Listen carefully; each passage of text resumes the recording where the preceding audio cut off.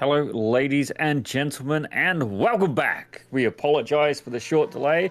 We hope that you had a good chance to get a beverage or anything a little bit stronger. Certainly, we could do a few over here in the booth right now. But, ladies and gentlemen, that was Heat 1 that we just didn't see, but that's okay. We will get you them results a little bit later on. For now, though, these guys just having a little bit of a warm-up. Actually, I am going to see if I can read you out the results at least. Just bear with me 1 second here, ladies and gentlemen. And let's see what I can do for you. All right, so race 1, heat 1. Your winner was Devon Horvath in the number 29 with Elias Roman in second. Blake Reynolds took third with Ryan O'Connor in fourth. Brandon Lambert in fifth. Matt Kingsbury took sixth with Murphy Nichols in seventh. Ray Kingsbury in eighth. And Casey O'Brien in... Oh, my apologies. Justin Nasser in ninth. And Casey O'Brien closes out the top 10. Very importantly to note that the top 8 inverts after the first heat, so that's going to give Ray Kingsbury your heat 2 pole. As we have a look at 11th, John Eversole, he was the highest finished amateur class driver of the first heat. He got 11th with Brian Sohn in 12th. Peter McDade in 13th with Josh Stoltz in 14th. Kevin Bocart takes 15th with Tim Brokaw in 16th. Colin Allen is 17th with Travis DeFlamer in 18th, Jason Lynn in 19th, and Romain Ratu, he actually one of the more followed drivers in the chat there. He's there in 20th. Rob Edgell took 21st with Marwan Mofta in 22nd, getting caught in that incident earlier on. Joshua Susi, he took 23rd with Paul Mikalajic in 24th, Jeff Johnson in 25th. Anthony Flores dropping back quite heavily today in 26th with Steven Savini in 27th, Alex Hillman in 28th, and Josh Ondo in 29th. So, ladies and gentlemen, that was the results from Heat 1. Our apologies for the little brief interruption there. We're back, we're primed, and these guys are just going around doing a little bit of warm-up. The first race was pretty interesting. We saw a very clean start. We saw one car off track at the end of lap 1. That was Josh Ondo, who ended up finishing 7 laps down and retiring the car after that incident. There were a few incidents on the closing laps, mostly self-inflicted, though. We saw one driver going for a really gutsy move on the inside of Griffin's Bend, didn't quite make it stick, got too much of the curb, and ended up losing a whole lot of time trying to wait for a hole in traffic. That is one of the things we did warn about, ladies and gentlemen. And did you see just how close Justin Nasser was getting to that wall just then? Tantalizing with temptation at that point, almost as if he just wanted to give that wall just a little bit of a love tap. Yeah, you still have to use every inch of the track out there, and you have to treat the walls like they're white lines and run all the way up against them if you're going to be fast. But if you get it just a little bit wrong, you're going to pay the price. Well, we've just seen the number 41 car of Justin Nasser head there through the dipper. And if you're not too hot with corner names like myself at times, it's the one with the Falcon boards. And the reason I'm very familiar with that corner is because it's the one where I frequently hit them Falcon boards as he's heading down the Conrod Straight. One of the fastest parts of the track, without a doubt, and heading there into the chase. This is going to be one of the places where we're going to see a couple of passing opportunities there as he goes through the chase. Murray's Corner is going to be the last one of this track. Here we go. He's getting to come down there now. 90-degree bend. And one of the things that's often overlooked is that you have to carry a really good exit speed to try and not basically sandbag yourself for the next lap. And the most common mistake of that corner is not carrying enough speed through it, and that'll get you on that inside curb, which really unsettles the car, and that's what you will see lead to many spins on that final corner. As they get on that inside curb, the car starts bouncing, and before you know it, you've lost the rear end. Oh, it's definitely not a hard thing to do as warm-up is coming to a close, ladies and gentlemen. Just 10 seconds counting down. Only a couple of drivers heading out. Blake Reynolds goes out, puts down a 204.1, which definitely isn't a bad lap. But let's take a quick look at the track temperature as it stands. So we're looking at 83 degrees Fahrenheit. I'd like to say I've got a reference for you what that is in Celsius, but honestly, it doesn't sound that...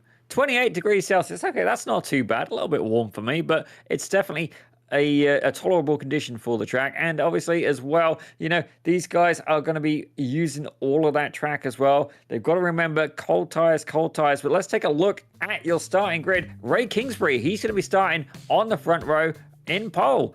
Number 25 car with Murphy Nichols in second. Matt Kingsbury, his brother, right behind him in third, with Brandon Lambert in fourth. Ryan O'Connor takes fifth, with Blake Reynolds in sixth. Elias Roman in seventh, with Devin Horvath in eighth. And Justin Lasser takes ninth, with Casey O'Brien in 10th. John Ebersol, that is your your highest amateur driver right now. He's there in 11th, with Brian Sohn in 12th. 13th going to see Peter McDade starting alongside Josh Soltz in 14th. Kevin Bogart will be in 15th. Tim Brokaw in 16th. Colin Allen going to start Heat 2 in 17th position alongside Travis DeFlumer. 19th going to see Jason Lynn starting alongside Roman Ratto in 20th. Rob Edgel in 21st, starting next to Marvin Mofta in 27th. Behind them, Joshua Sucky and Paul Mikolajczyk in 24th. As we have a look at 25th now, it's Jeff Johnson, the Canadian driver, with Anthony Flores back in 26th. Steven Saveni, he's in 27th, with Alex Hillman in 28th, and Josh Ondo in 29th. Well, these guys are getting the pace lap done, and I gotta say, that is an absolutely fantastic paint job on that Porsche. The 23 car looking fantastic. Assuming, my apologies, the 25 car of Ray Kingsbury. It probably doesn't help that I've not got my glasses on at times, ladies and gentlemen, but I'll do the best with the eyes I've got. Ray's going to be looking to get a good start here and try to get that Ferrari of Nichols mired back into traffic as early as possible. One thing that we saw in the opening race was how much more straight line speed the Ferrari had over the Porsche, which was a bit of a surprise. Well, myself, I've always found the Porsche, you've got to really use the most of the brakes. And the good thing there for the 25 of Kingsbury is he is going to be starting on the inside line as green.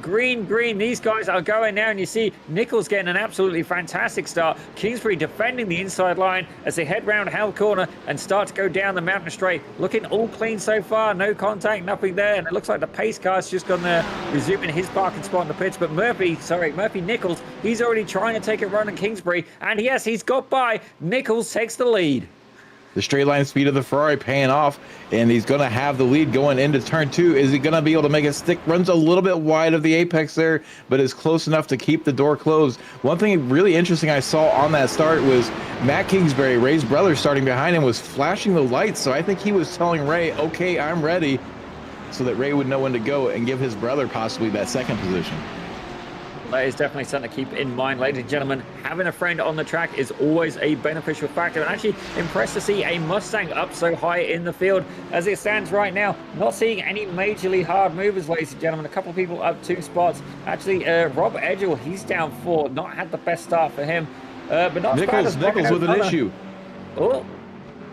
Nichols dropping down the order and is taking the tow. It looks like he had an issue from the lead. Maybe got bit by those cold tires. We're going to see him coming up the mountain, across the top, in through McPhillamy Park. And does it get the inside curve here? No, it just runs wide and off in no man's land. A heavy lick with the right-hand side barrier there and brings it to a stop, takes the tow, and that's going to be the end of his day. Crashing from the lead, that's got to hurt.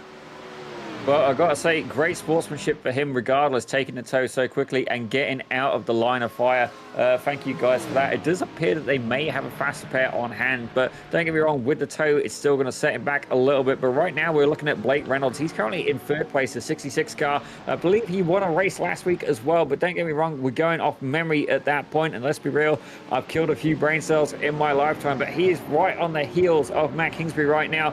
Porsche versus Mustang, as we see as well. John Ebersol, he's your amateur race leader right now in the 221 Corvette. He's actually got a decent, little bit of a decent gap between himself and Stoltz as it stands. I say that it's about a second or so, but he does have the car of Ryan O'Connor in between him, the number 95.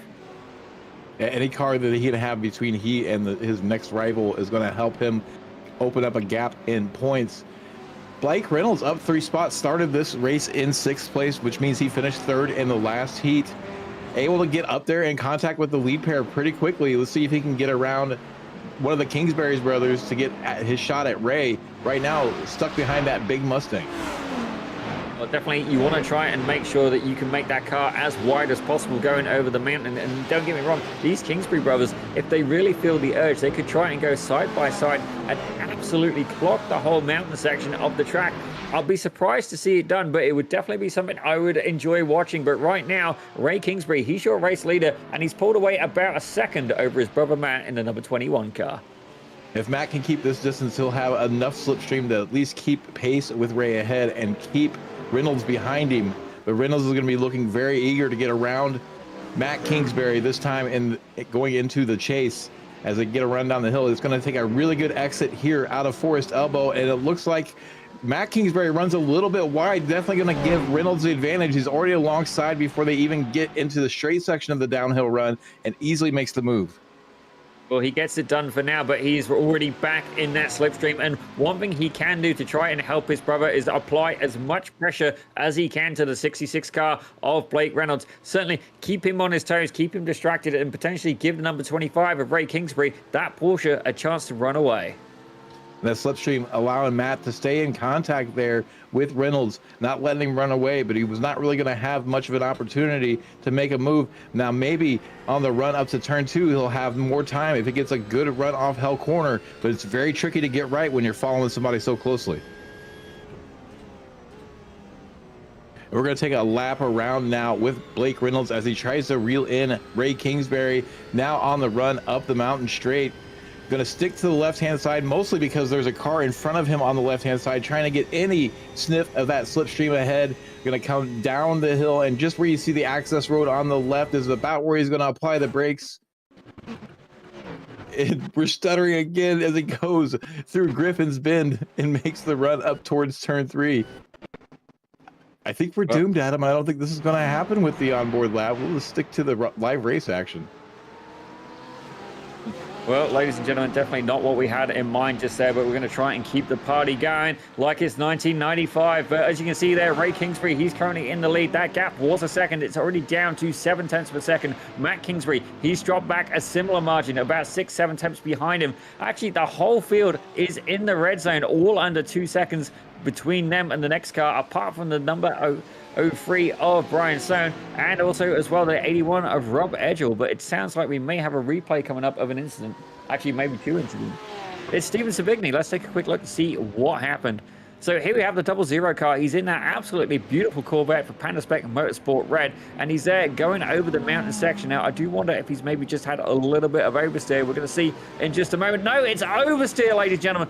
Oversteer as he hooks it hard into the S's and almost causes chaos, and he's backing up the track. Oh, dear. Thankfully, nobody else there to collide with him, but it's fair to say that is not the ideal place to practice parallel parking. A bit of an Austin Powers moment there as we see Blake Reynolds has caught Ray Kingsbury. And I'd also like to take note, back there in 6th place, Devin Horvath won this race handily in Heat 1. Now mired in traffic, it seems like he can't get anywhere. Well, that is the one thing about the mountain. It can be very hard to get those passes done. You've really got to make the most of the mountain straight and the Conroe straight as well. Definitely use as much of that draft as possible. As we see here, if Blake Reynolds and Kingsbury carry on, they are going to pull away, having a little 2-man pack there. Ray Kingsbury, basically the only thing stopping Reynolds right now from running away. It looks like Reynolds maybe is content to stay where he's at for now and try to build a bit of a gap. They can see in the rearview mirror a bit of battling going back through the second pack there. So if they can build a little bit of a gap, Reynolds might start feeling a bit more froggy on some of these straights to make a move on Kingsbury. But right now they're looking pretty confident, sitting still with that 1.7 gap getting bigger every time they take a corner. Well, definitely, it's one of the things where Kingsbury maybe not quite got the pace in this race. Well, I say Matt Kingsbury, sorry. Ray Kingsbury's doing everything he can, leading the race right now. But the whole time that he has the whole field behind him is opening up more opportunity for his brother Ray. So, maybe it's a strategic thing. Maybe it's just, that's the pace he's got. But at the minute, holding off a whole fleet of cars behind him. Right now, that Mustang is the cork in the bottle, and that's exactly what you would expect out of that car going over the tricky sections across the mountain. Once they get on the straightaway, though, he's going to be very hard to pass. So Roman is going to have his hands full trying to get a good run off Forest Elbow and track down that Mustang. We can see the gap already opening up there. Well, one thing that I am thinking about is how these guys tune these cars. Now, some people will have very, very low downforce, keeping the straight in mind, and that's Brandon Lambert right now. That's who we're on board with in the 46 car, and that's Elias Roman right behind him. I could have sworn he was Romain last week, but you see a little bit of a twitch there from Elias in the number 5 Bombshell Racing team. He almost loses the car, but no, he doesn't lose it. He makes the pass on number 46. That Ferrari straight line speed showing itself again, and now he's going to have his shot at Matt Kingsbury. As we see, it looks like Lambert and Horvath now having a bit of a fight. Horvath trying to get that move done. He really needs to get around this slower car if possible. The Corvette just doesn't seem to have the straight line speed that the Ferraris and the Mustangs have right now on this track, and maybe, like you said, it's just set up. Some of these guys could be running lower downforce. That could be a crucial part of it, because don't get me wrong, it's very nice to have that extra grip going through the mountain, but at the end of the day, you can't really pass going over the mountain as well. As we see there, it looks like Horvath putting a little bit of a nose in. He does. He's put a move in on Lambert side by side, neck and neck, less than a tenth of a second in it, and Horvath gets it done before they head up the mountain. Now we're going to have to see. This is where the downforce will come into play. Does he have a bit more, or is that Ferrari just an absolute animal on the straights today? Horvath showed a lot of speed in Heat 1 going up and across the mountain. So not surprised to see that he gets the move done, and now that gap is already opening up as he's trying to reel in Roman and Kingsbury. Meanwhile, Ray Kingsbury and Blake Reynolds have checked out. They opened up nearly an entire second that last lap. That's definitely a good position to be in as we're looking at the 221 car of John Ebersol for the Panda Sport Motorsports Red. He is currently leading the amateur class as it stands right now, and he actually has a little bit of a gap, I believe, over Stoltz. Yeah, he's got about a 2.8 second gap, so in a pretty comfortable position. And then not only that, he's chasing right now Brian Sohn in the number 03. Well, I say that, he's about to make a pass. Brian Sohn gets some contact there with the right rear coming out of Forest Elbow. So easy to do. The track looks super wide, but gets super narrow really quickly if you get the apex just wrong. We see Blake Reynolds showing his nose there to Ray Kingsbury. So now that they've established this gap, he's feeling a little eager, wants to take a bite of that cherry. Don't get me wrong, as much fun as it is to lead the race right now, I think I would be trying to save some fuel, as we see Anthony Flores definitely not having as much here at Panorama as he did in previous things. But let's see here, we got a quick replay. Actually, that looked like a freeway. Oh, that Porsche absolutely taking the scenic route. Where's it going to reappear? Oh, that was incredibly close. As you see that, Flores... Heads up driving from Flores there. We've been calling him the UPS man after some of the sins we saw him do in Daytona. But, you know, I really don't see anything that was wrong there. Maybe a bit of netcode involvement, but it looked like a clean open ice hit there from the Ferrari on the Porsche. So I'm not exactly sure what happened. And then that Porsche rejoin might be a little suspect in the eyes of the stewards. He was out there on the grass. It's very hard to get to control the car out there. So probably unintentional, but definitely a dangerous situation. It was definitely one of them brown streak maneuvers for sure, and definitely could have been a lot worse. Thankfully, nobody was hurt in the process, but it looks like we're back watching Blake Reynolds, who is gone and taken the lead away from Kingsbury, getting it done before the mountain as he does that, heading into the cutting right there. So absolutely fantastic passer. We have to keep an eye, see if Kingsbury can keep up with the 66 of Reynolds, but already that gap, 1 second. Reynolds absolutely flying through the mountain course today. We saw him showing the nose in the cutting, and no surprise that got Kingsbury watching his mirror more than he was watching the track. Kingsbury got that apex just a little bit wrong. Reynolds got it perfectly right, gave him the good run out of Griffin's Bend, was able to get that pass done, and now we see Horvath is around his brother, Matt Kingsbury. Oh, that was just a quick replay of Elias Romain moving up to third as well. Horvath made it past Lambert. I say that now. It's not over yet. Lambert's still having a battle. Actually, no, is that Kingsbury he's getting up with? Yeah, that's Matt Kingsbury. That Mustang definitely not having the same pace. The Ferrari seems to be in its element here at Bathurst and definitely having a good run so far. That straight line speed, as you were saying there, Randall, being very, very influential on the race standards as it goes so far. And they've got a lot of time to catch those Porsches ahead. So no surprise that once the gap opened up, Reynolds wanted to get around Kingsbury to try to run away because he knows those Ferraris are coming, and those Ferraris are fast. Well, definitely. I've got to say, but Ferrari, certainly of that iteration, is not one that I've ever had much luck with, but certainly it seems to be in control today as we take a look. Actually, so we got Porsche, and then I believe we've got Porsche again, Ferrari for Corvette, actually. Oh my gosh. Porsche, Ferrari, Ford, Corvette, Porsche. So definitely, even though we've seen the Ferrari have an advantage so far, it's, as it stands right now, not yet able to get the points that really matter. Right now, Ryan O'Connor sitting in 8th is one half of the Mercedes representation here on the mountain, and Brian Stone, who we saw have some issues with Forest Elbow, the exit of Forest Elbow, is the lone Audi in the field. The Audi, that used to be the go-to car for a race like this. I actually always found the Audi was a little bit numb in the steering. Don't get me wrong, I liked the car, but I never found I could really get it to like really communicate with me much. But I gotta say, it looks like he's rocking that wicked penguin paint job. As we see here, the number 41 car of Justin Lasser. What's he up to now? He looks like he is chasing after Brandon Lambert again. Lambert slowly falling back through the field. He's down 2 spots, and on the opposite end of the scale, Lasser is currently up 2 spots.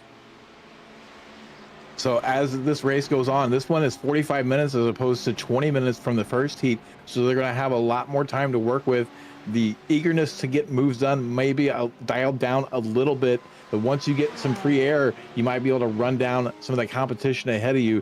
Got to do a bit more of tire management and fuel management in a run like this. There won't be a pit stop for fuel, I don't believe. But you could see some people struggling with fuel. They maybe underfueled the car at the start of the race.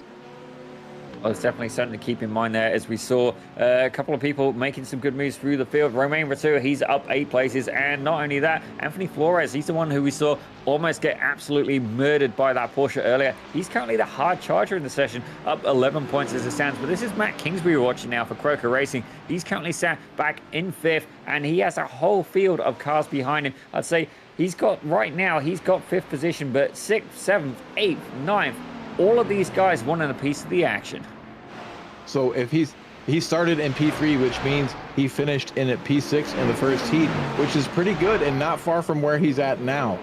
However, that first race was only 20 minutes long, and you have to wonder if the Mustang's tires will hold up very well over a 45-minute run.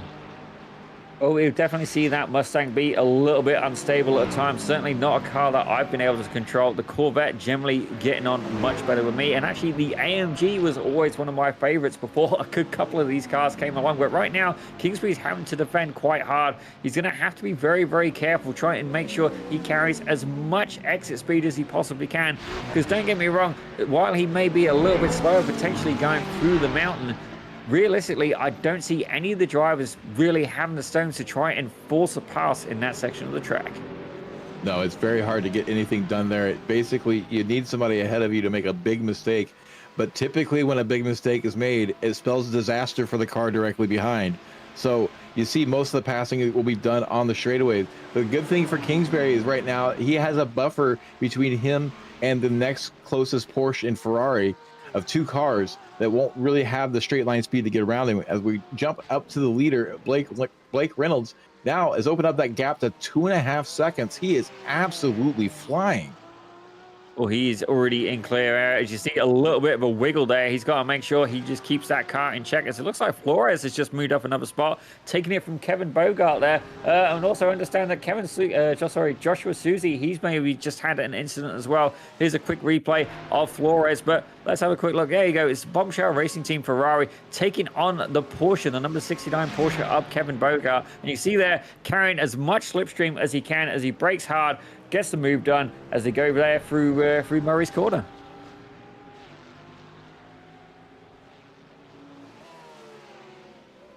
He's a little bit too bold there coming through the cutting, carries a little too much speed. Sorry, not the cutting, the chase. Carries a little too much speed, runs off into the grass, and ends up giving that spot right back. He's going to have to try again next lap. Well, the good thing is he's managed to keep the car intact as it stands right now. But as I'm looking through the field, this is what happened to Joshua Susie, the 27 car, going up over the mountain. Now, we already seen one Corvette get oversteer right about here, actually. And we're going to see if he does the same thing. No, he got understeer and absolutely smokes the wall with a little bit of power on oversteer. So the Corvette definitely struggling going over the mountains. Anthony Flores is back at it, currently sat in 15th place and looking to take the 14th away from the 69 Porsche of Kevin Bogart. He is he's under 0.2 of a second going through this section right now, absolutely pushing the limit. And the question is, can he force Bogart into a mistake? As I don't think he's going to go for it there, but he certainly thought about it. Absolutely close to the wall, absolutely tender close, almost could fit a cigarette in that gap, but pushing as hard as he can. He's going to definitely want to stay on the backside of Bogart and carry as much exit speed as he can through Forest Elbow. We see a little bit of ghost contact ahead. That's just the nature of sim racing and some netcode, not really getting the contact, but he's got a nice little cushion in front of him to get that slipstream to build up some momentum. It could be getting that move done into the chase once again. We see Kingsbury defending against Lambert. Lambert had the inside look there in the chase. Oftentimes that outside line is the better line for defense. Not only do you get the pinch off the driver on the inside, but you get the inside line for the right-hander that follows it and can often keep your position away from an attacker. Well, it looks like we got another replay here, and this is what happened to Kingsbury. It looks like Brandon Lambert, Devin Horvath managed to sneak by, but let's take a quick peek, and you see, taking a little bit of a wide line there, a bit too wide, able to keep hold of the car, but only just, and we're on board there with Ryan O'Connor in the 95, the AMG Mercedes. What's he going to do? That's O'Connor right ahead of him. And yet you can see there, that's a little bit of a bump there from the Corvettes, and that just opens him up to get as much, little bit of a good exit speed there as we go under the Ned Australian Whiskey sign. In the meantime, getting a absolutely fantastic draft from Kingsbury as well. So it really was a buy one, get one free scenario for him, and he capitalized on such an opportunity. Kingsbury doing a little bit of a cagey move to give the slipstream to the AMG there to hopefully keep them side by side. Gave him just a little too much though, and he was able to retain that momentum and got that second move done pretty easily.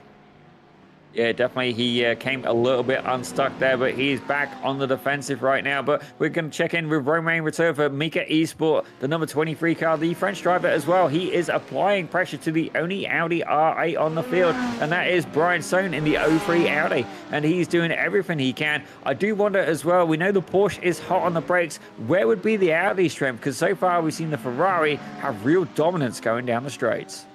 Normally the Audi's really good at the drive off the corners. We see the gap opens up a little bit there. It may suffer a little bit in top speed, but its top speed is pretty decent. It's not the best on braking. It can really grab you and bite you there, as we see Lambert making the move on Matt Kingsbury. Matt Kingsbury going to run him pretty wide there, use all the track that he has available.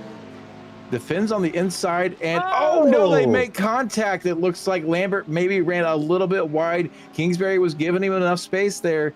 Just a little bit of contact, they get hooked together. That sends Lambert hard into the outside barriers. That definitely looked like it. Here we got a quick replay here, and to be honest, it all looked very clean. Plenty of racing room left, and definitely, Kingsbury, making sure that he uses as much as the track as he can. I do suspect there was maybe a little bit of Neko, but we're going to keep an eye on it here. You see the Corvette pushing a little bit there. Loving the slow-mo, actually. And yeah, I think there's just a little bit of a contact there. And around she goes, do-si-do. Get yourself a little bit of a lasso there, because around he went, and that brings Brandon Lambert hard into the pits, hopefully able to use a fast repair. Yeah, he may be seeing red right now, but I think the second he sees that replay, he's going to realize that that was just good hard racing, and it ended bad, and sometimes that's the way it goes. Well, actually, as I'm looking through the timing and scoring right now, Anthony Flores is your hard charger. He's all the way up to 14 positions and hot on the back of Josh Stoltz as well. He's currently he's second place for amateur, and actually Josh Stoltz is leading the amateur field right now. I'm not quite sure what happened to Episol. He's out, but yeah, I don't know when he went out, but it's definitely not what he had in mind. Let's have a quick look here. This is okay. Well, this is what happened to John Ebersol in the 221, the Panda Spec Motorsports red in that lovely Corvette. Actually, you see a couple of teams there two of the Panda Spec Motorsport cars. And oh no, friendly fire, friendly fire. That's the kind of antics I would expect from Esteban Ocon. This is an age-old catechism around my parts. Getting out of the way often leads to being in the way, and that's exactly what happened there. It looked like his teammate, possibly lapped down, was trying to get out of the way as the faster car was coming, and sure enough, just got in the way. Sometimes you just gotta hold your line. Well, they say to be predictable, and definitely a lesson learned the hard way in that scenario. But right now, Blake Reynolds absolutely running away with it. He has opened up that gap to 5 seconds. Ray Kingsbury under attack in second, though. Elias Roman, he's caught up with him just 0.4 of a second as it stands right now. So potentially a battle going on for not only second with Ray and Elias, but also Devin Horvath getting in on the mix. Now he's been released by Kingsbury. Yeah, Horvath and Roman working well together.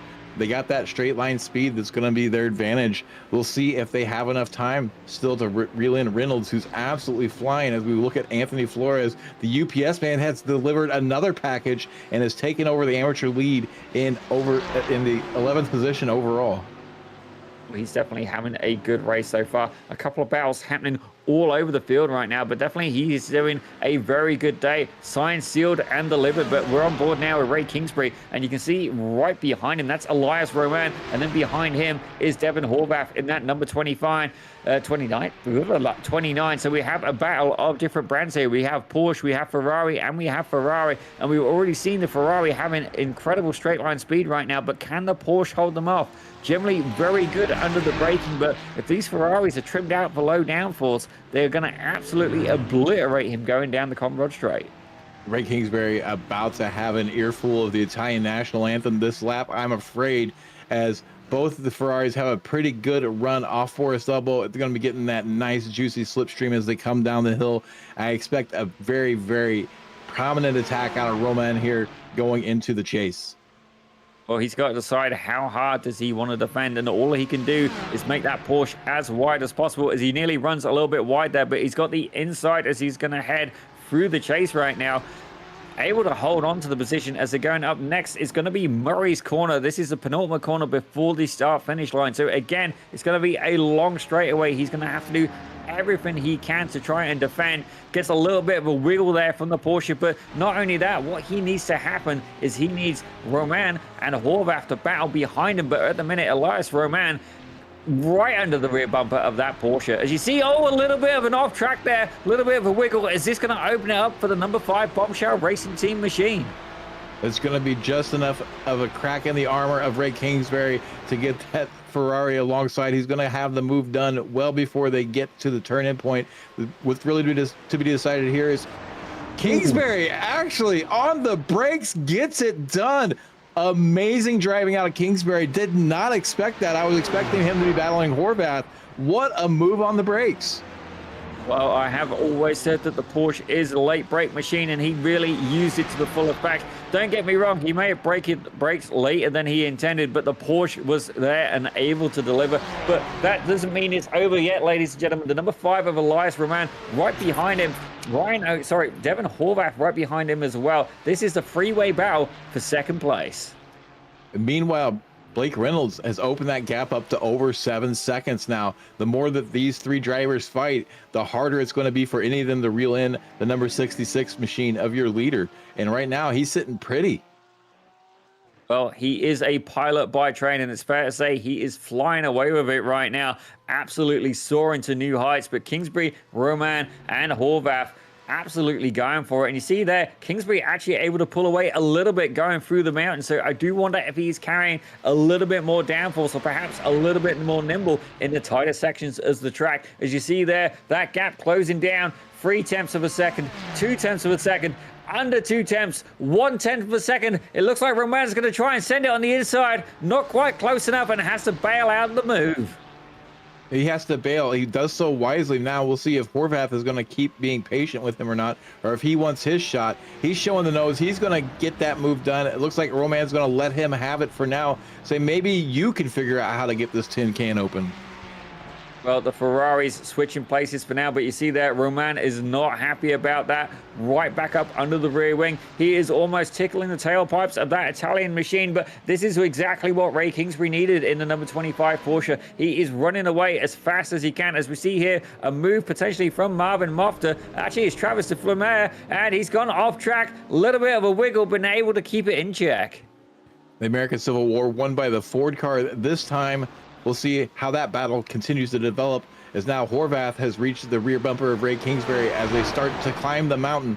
We'll see if he can keep close enough and have a run down the Conrad Straight. Well, he's definitely going to have to apply as much pressure as he can. And don't get me wrong, maybe give Roman a little bit of a break. It's very hard to pass here at Mount Panorama. Definitely one of the tougher places to pass, at least in the twisty sections going over the hill. Don't get me wrong, I've done it, but it's not really a game where you want to play chicken, because if you lose, you end up being scrambled eggs. And definitely the course itself demanding, and even more so when you have the Ferrari right behind you of the Devon Horvath, the number 29 machine, and he is reeling in Mr. Kingsbury, the 25 car, getting closer still. As you see there, that gap down to under 0.4 of a second. Elias Roman dropping back a little bit there. He's now 0.8 of a second. Is he going to lose the top two? He's going to have to try and draft him in going down the Conrad Straight. He should be able to reel him back in, because we're going to see a move here out of Horvath one way or another. He is all over Kingsbury before they even get to the Mitsubishi sign. So we're going to see which way he goes, which way Kingsbury goes, and he's going to look, and he actually doesn't go for the move. I expected him to go for a move there and does not look to the inside. So I'm going to hold station for now and maybe try it on the run up the mountain straight.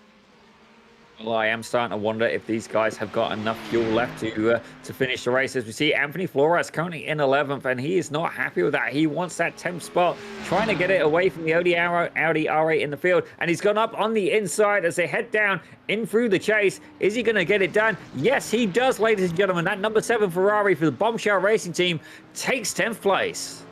The always aggressive Flores seems to go for the move at any opportunity. Not only that, but he makes it stick. He's gone for some really wild moves that I've seen in the past, but he always makes it stick. So I really got to hand it to Flores. He's having a hell of a drive today. Well, he's definitely the hard charger right now, up 16 places. But right now, I've got to say, my driver today is actually going to be Ray Kingsbury. His defensive moves are definitely keeping him on that second spot. Don't get me wrong, he was helped out a little bit earlier by his brother Matt, but Matt's no longer there to give him some assistance. Backup has left the building, and it is all up to himself to try and keep the two Ferraris at bay. If this were Formula One, I would say that Kingsbury's putting in a Carlos Sainz level performance on defense here. I think you're absolutely right. Oh, as he gets on the curb, oh, he manages to keep it collected, loses the spot to Horvath, doesn't lose much extra time, and what a spooky moment. I hope he wore his brown driving suit. Well, definitely would be touching cloth in that scenario, but I've got to commend him on what a fantastic save. I thought it was all going to be over at that point, getting a bad bounce, unsettling the car, but he is in the middle of the Ferrari sandwich, and he has that draft, but has this opened things up a little bit, as you see as well. Ryan O'Connor, he's managed to close that gap down from about 3 seconds to 1.5. Could we have a four-way battle heading into the second place position fight? It could very well become a four-way battle. That gap to the leader is now 9.5 seconds. By the time a Ferrari finally got around the Porsche Ray Kingsbury, Blake Reynolds is absolutely gone. If this pace continues, we're going to need a calendar to calculate this winning distance, not a stopwatch. Wow. He's also just set the fastest lap as well, 203.799. So it's fair to say he is absolutely on it, despite the need not to push. He's doing it anyway, ladies and gentlemen. Absolutely sending it. You definitely don't get that on a Southwest Airlines flight. And it's fair to say he's having a good job. But let's have a look. Elias Roman, he's currently in 4th. But I say that for how long? He's applying pressure now yet again to Ray Kingsbury. And it looks like Devon Horvath has been able to open up the gap ahead. But we're going to leave that up for a second. Can Kingsbury defend again? And he has, been able to be so late on the brakes there and just keep that Ferrari at bay. Kingsbury's been fast enough in a straight line that he's able to defend each corner and win the race on the brakes. So the Porsche's braking really paying off for Kingsbury. You would think these Ferraris would get around this car much quicker, but just his staunch defense has been keeping him here on the podium. Well, as we say that, Ryan O'Connor, he's got even, excuse me, even closer again. He was 1.5 seconds, that gap hovering around a second right now.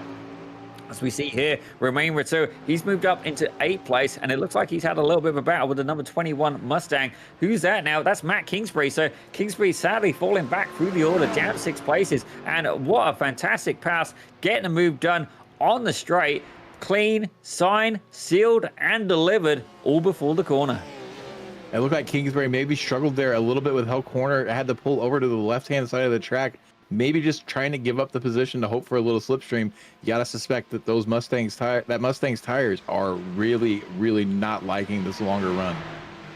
You're definitely feeling a little bit the weight of the car, but it looks like Elias Roman is going for it again. Kingsbury unable to really defend at this point as Roman gets that car ahead. He's going to try and keep the inside, or at least I thought he was. Not quite able to get it done, but he will get a better line through the corner. Now the question is, can he get that position back? We've seen the pace of the Ferraris, but Ryan O'Connor closing in another 0.2 of a second. He's going to have the AMG car to worry about very shortly if he's not careful. That AMG car probably pretty good in the slipstream as well, so may not have as much top end as the Ferrari, but it's going to be a force to reckon with for Ray Kingsbury soon if they continue fighting like this. Well, definitely the battle is bringing O'Connor even closer and closer still, but Ray Kingsbury doing everything he can to not only take back that 2nd place, but manage to stay on the podium. He's really going to have to work hard. O'Connor closing in closer still, 0.6 of a second now. It looks like Horvath pulling away slightly. He's opened the gap up to 1.5 seconds. He's really going to have to push and do everything he can, not just to keep O'Connor behind him, but to keep Roman ahead. Absolutely. He's got this gap. He's outside of slipstream range from the cars behind, so the more they fight, the more he'll be able to open up the gap, much like Reynolds did. We saw Reynolds kind of mired in traffic in Heat 1 and wasn't able to ever get clean air, so he wasn't able to show the pace that he's shown today. Horvath was the one with the clean air and was able to run away with things, kind of the way he's doing with 2nd place right now, but it does not appear that he has the pace to catch up to Reynolds, and they have coming up on 10 minutes to go. Well, definitely things are happening in the closing stages of the race, but we have another battle happening back here, ladies and gentlemen. It's the battle for 12th place right now. Mixture of amateur and pro driver. You got Josh Stoltz, Tim Brokaw, and Kevin Bokar all involved, and actually quite an eclectic mix as well. 2 Mustangs in the head of that pack with a Porsche right behind him. Kevin Bogart doing everything he can, and we've already seen a good couple of the Mustangs really struggling with grip in the later stages of the race. So is this going to work out for the Porsche? Can Bogart really capitalize with that too fast racing machine? He's really going to have to be on the button coming out of Forest Elbow and maximize his straight line speed in order to keep up with these Mustangs, to try to beat them under braking. Normally the Mustang fairly decent on the brakes too, but with the condition of their tires, probably not going to have the same performance. So right now Bogart is looking in a pretty good spot, going to have a good run down the hill here. Well, he's got to carry as much draft as he can, and we've seen the Porsche really being a hot shot under braking. But don't get me wrong, to get the most out of the braking, you've got to be incredibly brave as well. The straight can only do so much, and it looks like that 2nd Mustang closing up earlier. So let me have a quick peek here. That's Brokaw closing up on Stoltz. Got that gap down to about 0.3 of a second here. But this is the move Ryan O'Connor he's managed to make on Kingsbury. See, absolutely fantastic exit out of Forest Hill. Kingsbury left defenseless at this point, and O'Connor gets the move done quickly and cleanly, and all Kingsbury can do is try and hold on to him behind. Kingsbury got a little bit wide there on the exit of Forest Elbow, nearly made some contact with the wall. You have to wonder if all the defending he's done earlier in the race has caused him to cook his front tires a little bit and now struggling for grip. Saw he was dealing with some understeer there. As we see another Porsche, Kevin Bogart now still sitting in a good position to take a bite out of 2 Mustangs. Well, he's definitely getting closer now. That 69 car is looking for a spicy result, and he's definitely going to have to go and put more than just a nose in for that one. But them Mustangs are going to be quite wide, quite poised to defend, and it looks like he got a better exit speed there. But not only that, behind Bogart is another 8 car of Colin Allen, although he's only just in the shot at this point. Now, that's actually the Porsche we saw taking the scenic route earlier as they went down the Commonwealth Straight, and he kind of skipped the chase earlier, nearly killing Andreas Flores. The UPS man was not going to be making a delivery on that occasion. Very, very close. The New Jersey driver, lucky to still be in the race. Yeah, he's got a good spot here. He can, if these cars continue to fight ahead, he'll be able to close this gap up. right now, I'm a little shocked that Bogart hasn't been able to do anything with these Mustangs yet. We saw the lead Mustang, Stoltz, get a little bit wide there in Griffin's Bend, managed to pull it together, and Bogart had the good run, and now he's really, really close up to the rear bumper of Brokaw. If he gets a good exit here, possibly another chance to take a bite out of him, but Brokaw still has that slipstream from Stoltz, so he's kind of stuck in a draft train. Well, it's kind of working out. It was a 3-car battle, then a 4-car battle. Then, ladies and gentlemen, we're up to a 5-car battle as Colin Allen is now very much involved, as in Steven Svegny. Well, we saw Steven have that incident earlier, as it looks like Brokaw's going to try and make a move on Stoltz. He put a snip in, not quite able to get it done. Kevin Bogart thinking about it as well. Colin Allen right behind. And you see Steven Svegny there. He's also having a little bit of a sniff. One of the Mustangs dipping a wheel. I believe that was Stoltz dipping a wheel. Can Brokaw get by? He's going to have to carry as much exit speed as we can, as we see the Panda Spec Motorsport red car. We've seen a couple of them get killed earlier, sadly enough. Will he be able to get it done? Mustang versus Mustang. I don't know if I'd be putting a nose in there. He's going to be better off trying to get as much of his draft going and force the issue into Quarry Bend. These Mustangs definitely feeling the pressure of the cars closing in from behind. Brokaw wants to be in the front of this pack. He sees the past couple laps, Stoltz has been struggling, so he needs to get this move done very quickly. Stoltz taking a defensive line and then opening it back up, going to give Brokaw the inside, but not far enough alongside to have the move to stick. So Stoltz going to remain in the lead of this pack and the cork in this bottle. Well, he's definitely got his work cut out for him. I've got to say, I do love the front headlights of that new shape Mustang, but it's about the only thing I love about that car, other than, well, I like the 5-litre V8 in the new Mustangs as well. It's fair to say I would enjoy one of those. Probably put it in the back seat of a hatchback. To me, that would be epic entertainment. Especially with my fabrication skills, it would probably move about 15 feet. But these guys definitely shifting along much, much better. No change in the order right now, and it's definitely the closest action we got happening on the track right now. No! Oh, Bogart gets it wrong coming through McPhillamy Park. It didn't even look like he got all the way to the outside curb, so I suspect that he got on that inside curbing, the curbing on the apex there. You can run it a little bit, but if you run it too much, you have the danger of clipping the wall or just unsettling the car so much, and Porsche's famously not very good on those big bouncy curbs. I do have a feeling he's got damage on the left front, but perhaps we'll see a replay of that very shortly. Maybe get a close-up. We'll leave that with our director. Meantime, we've got Brokaw applying as much pressure as he can on Stoltz. That gap down to about 1/10 of a second at this point. Actually, we've got 2 battles going on. There you go. There's Stoltz, and there's Brokaw. He's thinking about it, not quite forcing the issue. And here we go. Here we go. Savini. That looked like a little bit of a contact. Colin Allen getting pushed off. Definitely not a clean way to make a move. As you see, Bogart keeping his foot in and absolutely sending it past the number 8 Porsche. So it looks like Bogart maybe not suffering too much from damage, or just doesn't care at this point and is going to send it anyway. Gets one of his spots back. Now he's got one more to get back, and Colin Allen is going to have nightmares about the chase tonight. Oh, that would definitely be understandable, but these 2 Mustangs starting to pull away a little bit now. They've got about a second between themselves, or about 8 tenths of a second between the 00 Corvette behind him, and then about 1.2 seconds between them and Kevin Bogart in that Porsche. But the Mustangs not yet able to get the score settled. It's certainly a battle of 2 corners. As you see there, are they going to go for it now? Yeah, side by side. That's a very, very brave move, but in doing so, they put themselves offline and opening the door there for the number 00 of Steven Svegny. Svegny was looking very, very opportunistic there. He wasn't able to get anything done, but they were definitely slowing themselves down, going too wide through the cutting. Svegny smells blood in the water. Definitely wants these spots away from these 2 Mustangs. The American Civil War is back on, boys. Oh, no, that's Bogart again. Able to keep it out of the wall, more by hope than good management at that point, as Blake Reynolds sets the fastest lap, absolutely sending it. But we're going to stay with the Mustangs right now. That's Josh Schultz. He is a amateur driver defending from the pro of Tim Brokaw, and I'm actually curious what the iRacing difference is. So about 1,500 versus 1,900, so not an absolutely massive gap. But then you've got Steven Svegny. He's there rocking 2,800, so he's definitely got his work cut out. The mountain very much making it hard for him to make a move.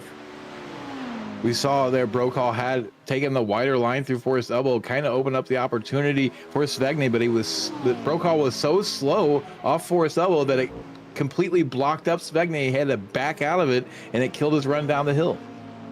Well, I am reading in the chat that Bogart is a man on the mission. Slow motion broadcast is saying too much for a mission, and I'm saying it's a suicide mission, and yet he's wearing a helmet at this point. I'm not quite sure. He's going to have to reel it in. Colin Allen able to get that position back, but for how long? Bogart definitely motivated in the too fast racing machine. We're going to take a look here at Kevin Bogart once again as he comes through McPhillamy Park and see basically the same incident that he had before, this time running wide, ramping it up over the curb and keeping it out of the wall on a wing and a prayer. And I don't know who they got down in the pits for him, but they're going to need a crew member to help him get out of the car with all that excess baggage, if you know what I mean. It's fair to say that he's been playing snooker and he's going to pot the brown ball if he keeps doing moves like that. Corner pocket, ladies and gentlemen. But if we're looking at Anthony Flores right now and Brian's son, definitely not exactly how it's wanted to work out for Brian. He's currently 13 seconds back from Flores. Flores pulling away. The UPS man definitely having some good deliveries today. Up 16 positions. Actually, up 14 positions as well is the 00 of Steven Spegney. These drivers had a bit of an issue in Heat 1 that Salmon mired back at the start of the Heat 2, and they have used this longer run to their advantage. Svegne has gotten around Brokaw. Maybe we can find a replay when that pass happened, and now has his sights set on Josh Stoltz. Well, it's definitely a... oh, here we go. And that looks like they're going over the start finish, heading towards Hell's Corner. And yeah, he's going to put the nose in on the inside. That Mustang running a little bit wide, actually running very wide there, kicking up a little bit of the grass, putting the groundskeeper out of commission. But definitely a nice clean pass. And he's up and he's clear. And it's fair to say, yep, he is going to hunt down Stoltz for that 12th position. And these Mustangs look like they're driving on basketballs instead of tires right now. Almost no grip once he got offline there with Brokaw. And now Stoltz is going to have to deal with that Corvette that is on a mission.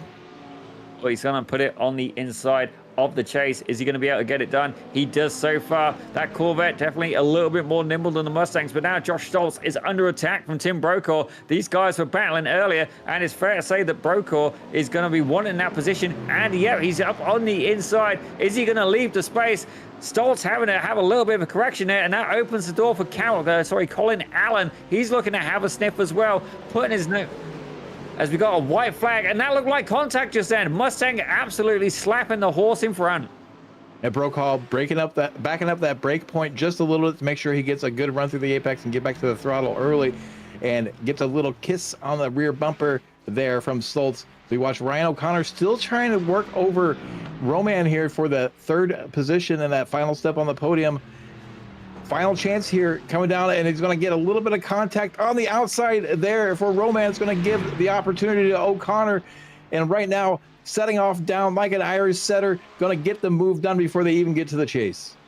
Well, I say that now. I don't think Roman is going to take this line down. They still have a little bit of straight left to go, a little bit of slipstream as we're looking at Blake Reynolds. He's getting ready to cross the line, but we'll get back to that in just a moment. Elias, he's going to send it up at the inside, going into the chase. I thought that was going to be contact then, but he managed to back out of it. O'Connor winning that battle for now. Only a couple of corners left. As you see there, Blake Reynolds crosses the line. That's your race winner. Yes, give me back that action. That's Horvath. Keep going back. What's happening with O'Connor? O'Connor takes it, getting that final podium spot. A great effort by Elias Roman. What about Kingsbury? Oh, that's Spenny. Spenny's around. The 00 car for the Panda Spec Motorsport car is out.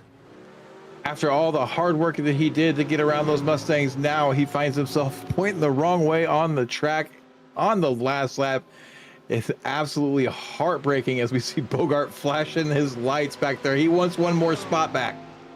Yeah, I do believe Bogart had a little bit of an incident potentially and dropped back a little bit there, because this is a new challenger. It's Marwan Mofta. He's got in on the action as well, and it looks like he's going to try and force the Porsche on the inside. No, not quite. Not quite close enough. The 69 car for 2 Racing trying everything he can to get by. As here we go, the battle. The first Mustang well ahead now. Brian Stone, sorry, my apologies. Tim Brokaw in the 111 car. He's going to come across the line. Managed to hold on from Josh Stoltz. But what about Josh Stoltz and Colin Allen? It looks like Colin not quite close enough. But is Mofta going to make a move at the line? It was close, but not quite able to get it done. Bogart right behind. And then we got a little bit of a gap there before Brendan Lambert. Steven Spegney, he's just coming across the line as well. Definitely not the race ending he was looking for. I think, yeah, he crossed the line. As the last few finishes, Mikalajic, oh, I can't even say his name. Mikalajic? Mikalajic. Mikalajic. Yes, Mikalajic. There we go. He crosses line. And Travis Deflumer in the Pandaspec Motorsports Blue. We really got to give it to Mafta for finishing. Oh, we're going to jump on board and see what happened here with Steven Savagny. He had quite a bit of a gap, and it looks like we've seen a few cars struggle there in the S's on the entry, and I couldn't tell if he clipped the inside wall or if there's just a spot where they bottom out, but he finds himself in possibly the scariest position you can be, staring up at the dipper backwards and all the cars coming headlong towards him. Well, he was like a deer in the headlights, and these guys all had a 12 gauge ready to shoot and get that piece of delicious roadkill. Very lucky there, but let's take a look at your results. So Blake Reynolds was your race winner, absolutely running away with it. 8-second gap to Devin Horvath in the 29 machine. Ryan O'Connor took third. We were having that epic battle with Elias Roman in fourth. Ray Kingsbury in fifth with Justin Nasser in sixth. Casey O'Brien in seventh with Roman Ratu, a very popular one on the chat. He was in eighth with Matt Kingsbury in ninth. And your amateur class winner and overall top 10, Anthony Flores. It's going to bring Brian Sohn in the lone Audi entry home in 11th. Tim Brokaw wins the Battle of the Mustangs and the American Civil War, finishing in 12th ahead of Josh Stoltz in 13th. Colin Allen coming home 14th. We saw him join that battle in the closing stages. Then Marwin Mafta in 15th, who came out of nowhere. We really didn't talk to him about him that much during the race. And then he was able to get around Kevin Bogart, as Kevin Bogart was full send after his mistake, trying to get some spots back. Brandon Lambert going to be 17th. Steven Savagny, who had won the race over the Mustangs, loses it on his own, comes home 18th. 19th is going to be Jason Lynn, with 20th being Paul Michaelajczyk. Well, as we have a look at 21st, it was Travis Deflumer in the Pandaspec Motorsports Blue car. And then it's basically become the casualty field, ladies and gentlemen. Alex Hillman in 22nd with Joshua Susi in 23rd. John Ebersol, he was, I believe, your amateur class leader. He's there in 24th, having a very early retirement at that point. Rob Edgell in 25th. Peter McDade takes 26th with Josh Ondo in 27th, with Jeff Johnson in 28th, and Murphy Nichols, I believe he started pole. Probably started pole in 29th, Bombshell Racing Team. Murphy Nichols started P2, had the lead, and then crashed out in McPhillamry Park, all on his own from the lead. So close. Well, I do understand we have been walking around in the pits, and I do wonder who we're getting in first. I'm sure our director's going to surprise us any second. Randall, I'll tell you what, how would you like to take the first one, sir? And it looks like we found the race winner, Blake Reynolds. Blake, not much action out there for you. Once you found the lead, it was you were basically checking out. We needed an hourglass to calculate that lead. Yeah. The Bathurst is a fun track. I definitely wasn't making it easy for myself. I told myself I'm gonna, if I get the lead, I'm just gonna go for purple every lap. So as I was trying to do, and it was a little scary at times. Actually, on lap 21 at Skyline, I full opposite locked and almost lost the race. like I could not believe how sideways I got, but it's fun, super fun. The GT3 cars, this Porsche is nuts right now with our setups that we got. Me and Ray Kingsbury and Kevin Bogart are working hard on these setups, and yeah, it's just a fun time right now. I'm really enjoying SimCAR, obviously performing well, so it's very good to run good. So we saw in the heat race that you were kind of stuck in third place and weren't able to really get the move done on the Ferrari ahead of you, and that allowed Horvath to open up the big gap. And the exact opposite played out in the feature. So how hard were you finding it to pass out there today? So in the sprint race, we were running a different gear. We were running the short gear because it was really good up the mountain, but if very quickly I realized I can't pass these guys going up the mountain. And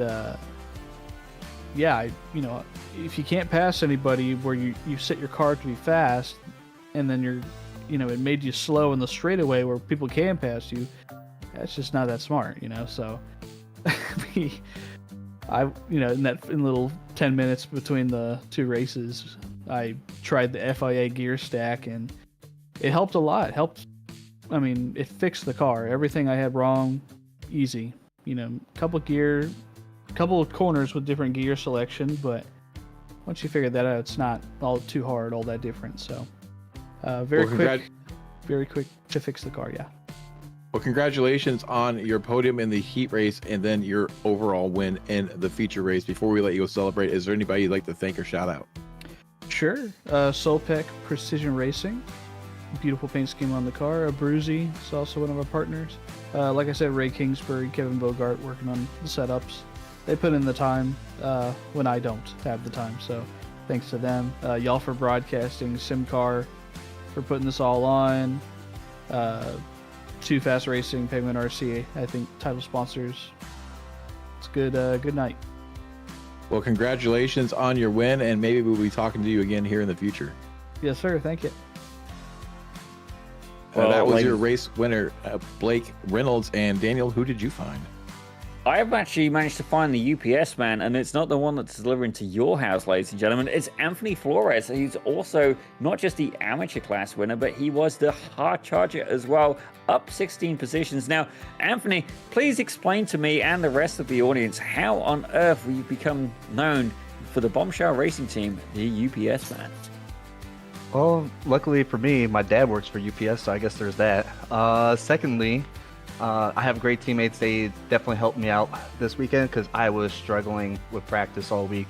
Finally got a good setup today, and everything just clicked. Everybody was pretty racing fair, and then, yeah, luckily I had a good team with me, and the car was really fast. Well, definitely the mounting can be very, very unforgiving there. But I do want to ask very quickly, did you find that the Ferrari was quite dominant at today's track? Would you find it was more over the mountain or going down the straights? Tell us a little bit about, you know, the characteristics of the car at this venue. I felt like I could get on the gas a lot sooner, which definitely helped for the straights. And then, yeah, I was able to pull on some people even pretty far away. So I think the straight line speed of the Ferrari today was actually pretty decent. Still trying to get up to those Porsches. The Porsches are pretty quick as well, but we have probably something for them next week. Well, we're going to be looking forward to it here on Slow Motion Broadcasting. But before we let you go, is there anybody you'd like to thank? Yeah, everybody that's been helping me out this week, my whole team, organizers for this, for SimCAR, RC Penguin, and yeah, Too Fast Racing. Well, ladies and gentlemen, that was Anthony Flores, 10th place overall and your amateur class winner. And not only that, the hard charger as well, absolutely smashing through a 29 car field. 16 positions gained. Incredible job. But you know what? It's been an absolutely fantastic show here. Don't get me wrong, we had a couple of hiccups along the way. Well, apologies for that, but we're going to be back next week. Definitely looking forward to it. But before then, if you just got the itch to watch us a little bit more, ladies and gentlemen, tune in on Sunday. We're going to be with the Formula Fords of Weekend Warriors at... Oh, we also have a race on Saturday. We're going to have Formula Vs as well. We'll put a graphic up for you that sometime soon. But meantime, Sunday, Formula Ford, Owen Park. It's going to be at 1:45 Eastern. And then, you know what? The Weekend Warriors, fantastic group of races. You're going to get some more, ladies and gentlemen. Sunday afternoon, 3:45 Eastern, Spec Races Ford, going around the Nürburgring Ring. That is definitely going to be a very do-or-die circuit. Sunday night, 8:10 Eastern, you can see the asphalt street stocks of Watkins Glen. Definitely a car not designed for corners, and these guys are going to rock it anyway. But then next week, we're back here with SimCAR, usual time, for the GT3 at Belle Isle. Ladies and gentlemen, it's been an absolute pleasure. My name is Daniel Zippy Salmon. Joining me in the booth tonight has been Randall McGrew, and absolutely having a terrible time, bless him, is Adam Thompson at the directing controls. Thank you very much for tuning in, and we're going to see you next time here on Slow Motion Broadcasting. Turn one is going to be interesting. Let's see if everybody gets through it. Looks like there's a little bit of a bump there, but everybody's getting through it okay. Now into turn two, turn three. We're three wide right in front of them. Oh, we got cars everywhere. Big trouble. Kingsbury, you need to work on closing this gap and then maybe play the patience game. Make sure your tires are nice and cool. Don't overuse them. And to stay there in a good position as we see a pass for the lead. Hutcherson making the big move into turn one, Young Wall. Like Kingsbury's trying to go around the out or the inside, but it turns into the outside, and there's contact. Marwan did not leave him any room. Oh, no. We get together. Oh no. Where he should be. So what happened there, Mike? What did he do? Did he suck his tire off? I'm gonna go mute now.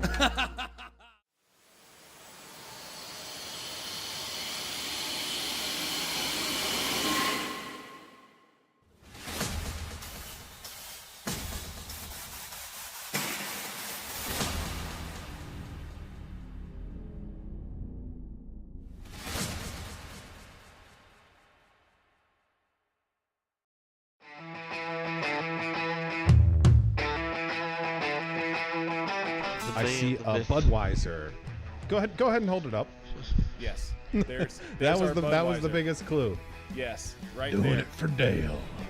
Man, it's so many gimmicks, right?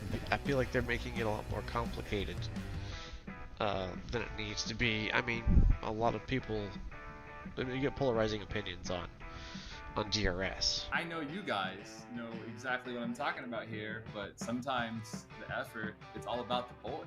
You know, like, hey, you It know, is. life sucks sometimes, and you need Yes. the boys. iRacing kind of always has a tendency to kind of buff Yes. the new cars just a little bit. I'm not gonna go on record saying it's because they want people to spend money on their platform and buy all the new Conspiracy content. confirmed. But Yes. but